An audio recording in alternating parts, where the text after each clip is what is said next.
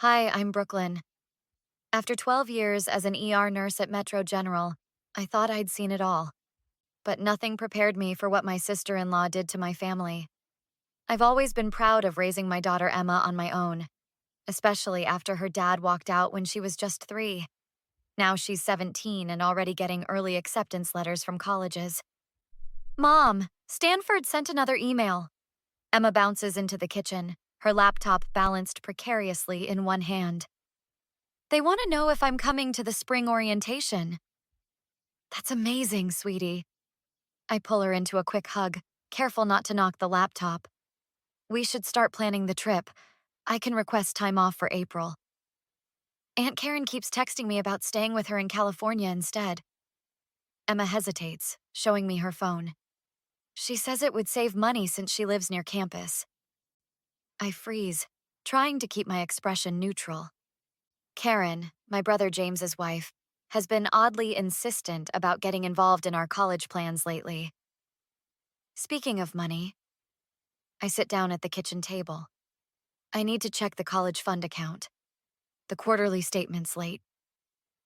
I log into the bank portal expecting to see the usual balance. Nearly 18 years of careful saving, plus the contributions from Emma's grandparents. The number that appears makes my stomach drop. This can't be right. I refresh the page, hands shaking. There's only $5,000 left. What? Emma leans over my shoulder. But last time you showed me, it was over 60,000. My phone buzzes. A message from my mom. Brooklyn, is it true? Karen told us everything. How could you gamble away Emma's college money?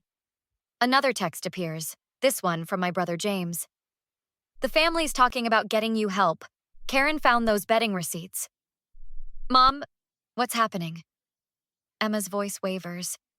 I scroll through more messages, pieces clicking into place. Karen's recent concerns about my spending, her offers to help manage Emma's college fund, the whispered conversations with relatives that stopped when I entered rooms. Your Aunt Karen's been telling the family I have a gambling problem. My voice sounds distant to my own ears. She's somehow convinced them I lost your college fund betting. But that's crazy. You don't even buy lottery tickets. I know, sweetheart. I pull up my bank records, documenting every legitimate withdrawal. And we're going to prove it. I promise you'll get to Stanford. Emma wraps her arms around me. I trust you, Mom. We'll figure this out. Looking at my daughter's worried face, I feel a cold resolve settling in. Karen might have turned my family against me, but she picked the wrong mother to mess with. I've spent my life taking care of people.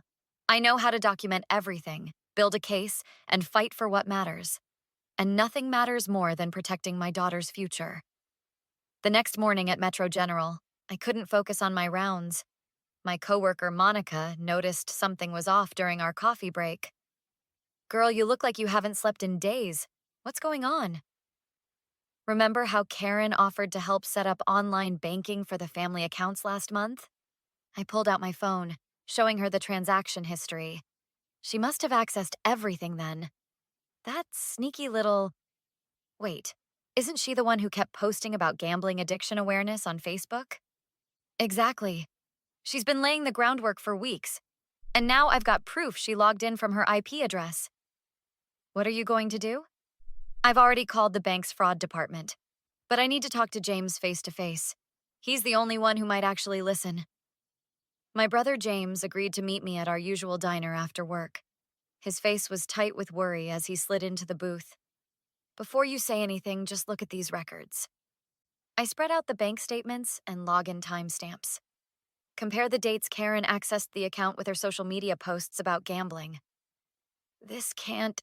She wouldn't... James ran his hands through his hair. But she's been so worried about you. She even contacted a rehab center. A rehab center?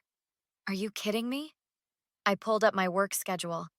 I've been pulling double shifts at the hospital to save extra money for Emma's dorm expenses.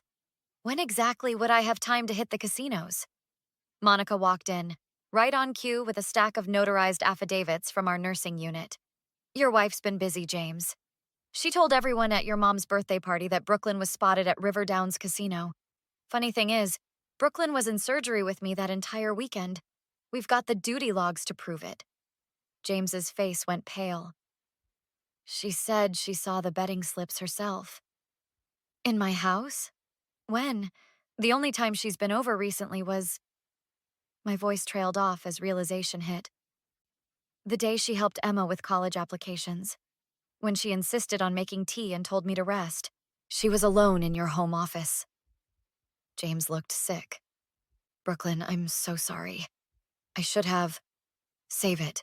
Right now, I need your help getting to the truth. Karen's got the whole family convinced I'm some gambling addict who betrayed her daughter. Meanwhile, Emma's college fund is sitting in an account I can't access. What do you need? Check your joint accounts. Karen's been living large lately. New car, designer bags. I bet that money came from somewhere. James pulled out his phone, logging into their banking app. His eyes widened. There's a new account I've never seen before. Opened last month? Holy shit. Let me guess, about $60,000? Monica leaned forward. Honey, that's not just theft. That's fraud, identity theft, and defamation all wrapped up in one nasty little package. And we're going to prove every bit of it. I gathered the documents, a plan forming. Time to show the family who the real addict is. Karen's been hooked on destroying lives, and she's about to hit rock bottom. The law office of Sarah Martinez felt like my last hope. After reviewing our evidence, she adjusted her glasses and leaned forward. This is actually quite solid. Karen left a clear paper trail. The IP addresses, timestamps, unauthorized access. She got sloppy. We've got more. James pulled out his phone. Look at these texts where she's basically admitting to being in Brooklyn's office that day. And there's this. I handed over a USB drive. Security footage from my neighbor's camera showing Karen at my house when I was at work. Times that match the account access. Perfect. Now about the family. A knock interrupted us. Emma walked in with my mom, whose face was streaked with tears. I am so sorry, baby girl. Mom rushed to hug me. Karen just confessed everything to me. She was trying to get me to sign some papers to be a character witness against you, but she slipped up. Started talking about moving the money before anyone noticed. She what? Emma looked ready to explode. After everything she's done? Easy, sweetheart. I squeezed her hand. This is good news.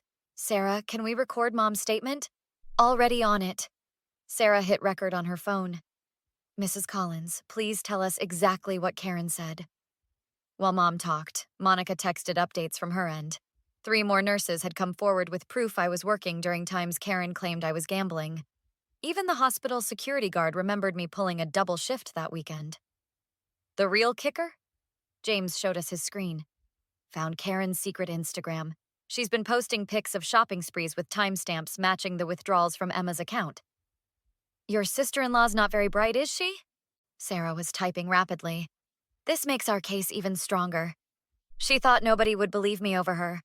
I felt Emma lean against my shoulder. She almost succeeded. Mom, I wanted to show you something. Emma pulled out her college acceptance letter.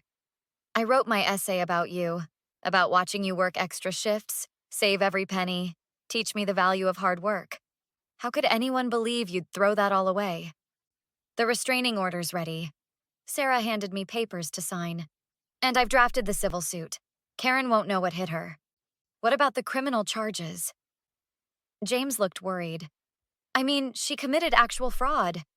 One step at a time. Sarah pulled up more documents. First, we freeze that account she transferred the money to. Then we subpoena her devices. Phones, laptops, everything. The detective I spoke with is very interested in her pattern of behavior. I never wanted this to hurt you, James. Are you kidding? My wife stole my niece's future and tried to destroy my sister. You're not the one hurting me. She is. Mom grabbed her phone.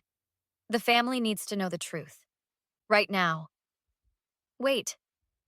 I looked at Sarah. How do we do this right? I've got a plan. But first, Emma, tell your grandmother about that Stanford acceptance. I think we all need a reminder of what we're fighting for. The courthouse hallway fell silent as Karen strutted in with her lawyer, shooting me a smug look until she spotted James standing beside me. What's going on? Why are you with her? You mean, why am I standing with my sister instead of my soon-to-be ex-wife? Ladies and gentlemen, Sarah addressed the gathered family members. Before we begin, I'd like to present evidence that was just verified by forensic accounting. Karen's lawyer shuffled nervously. We should discuss this in private. Oh, like how you privately accused me at every family gathering. I stepped forward. Not this time. The court has frozen all accounts associated with the defendant. Sarah projected screenshots onto the wall, including 5 credit cards opened in James's name without his knowledge. You did what? Grandpa Joe's voice boomed through the hallway. That's why you kept deflecting when I asked about Emma's college fund? I can explain everything. Karen turned to my mother. Tell them about the gambling receipts. You mean these? Monica walked in with a thick folder. Interesting how they're all dated for times Brooklyn was in surgery. I've got signed statements from 15 hospital staff members. And here's my favorite part. James pulled out his phone. Security footage from Nordstrom. Look at the timestamp. Same day you transferred money from Emma's account. Nice shopping spree, honey. Karen's face crumpled. You don't understand. I needed the money, the attention, to destroy my reputation. I opened my laptop. Or maybe you needed to explain these emails. The ones where you tried to convince Stanford's financial aid office that I was an unfit mother. I did it for Emma. She deserves better than... Than what? Emma stepped out from behind Grandpa Joe. Better than a mom who worked double shifts for my future? Who never missed a single school event? Who taught me that integrity matters more than designer bags? Your Honor. Sarah addressed the judge who'd quietly entered. We have evidence of identity theft, fraud, defamation, and malicious interference with my client's parental rights. The judge reviewed the documents. The court orders immediate restoration of all funds to the original college account, plus damages. Additionally, a permanent restraining order. You can't do this to me! Karen lunged forward, but court officers blocked her path. Actually, they can. James handed her divorce papers. And they will. Later that evening, our family gathered at Mom's house. The same living room where Karen had first spread her lies now felt cleansed. Stanford won't know what hit them. Grandpa Joe hugged Emma. Your mom's strength runs in your veins. I've been thinking. James sat beside me. That spare room above my garage? It's yours whenever you need a break from dorm life, kiddo. First family dinner without drama in months. Mom brought out her famous lasagna. Brooklyn, you taught us all something about fighting for truth. We taught each other. I watched Emma laughing with Monica. Sometimes it takes a crisis to show you who really has your back. And who's got a criminal record. James checked his phone. Karen's booking photo just hit the system. Turns out we weren't her first victims. 3 other families came forward. Speaking of forward, Emma pulled out her Stanford acceptance letter. Mom, ready to plan that campus visit? For real this time? I hugged my daughter, surrounded by the people who stood by us. For real. And this time, no detours through crazy town. After hearing Brooklyn's story, what would you do if you discovered a family member was systematically destroying your reputation while stealing your child's future? Would you press criminal charges like Brooklyn did, or handle it privately to preserve family peace? The moment you spot the first red flag from a toxic relative, those subtle hints that something's not right, do you confront them immediately or gather evidence first? Share your thoughts in the comments. Have you ever had to choose between exposing a family member's lies or protecting the family's reputation? What did you choose and how did it work out? If you enjoyed this story of justice and family loyalty, hit that like button to help others find it too. Subscribe for more compelling stories about real-life family dynamics and the tough choices we sometimes have to make.